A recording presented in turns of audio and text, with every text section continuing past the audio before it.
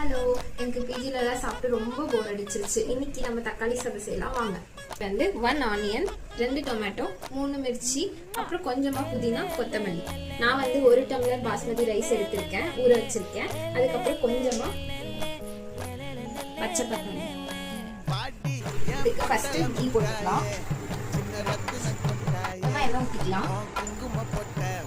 இதில் கொஞ்சமா சோம்பு போட்டுக்கலாம்.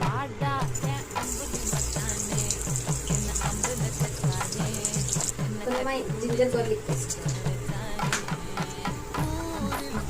அது கூடவே கொஞ்சமா பச்சை மிளகாய்,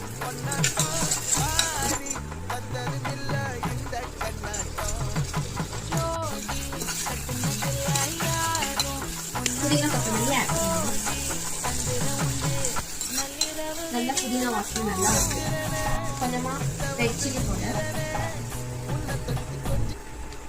கொஞ்சமா கரம் மசாலா, கொஞ்சமா கொரியாண்டர் பவுடர். நெக்ஸ்ட் இதுல பச்சை பட்டாணி ஆட்டணும்.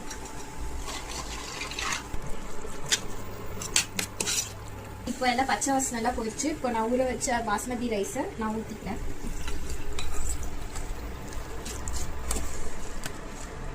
கொஞ்சமா உப்பு போட்டுக்கலாம்.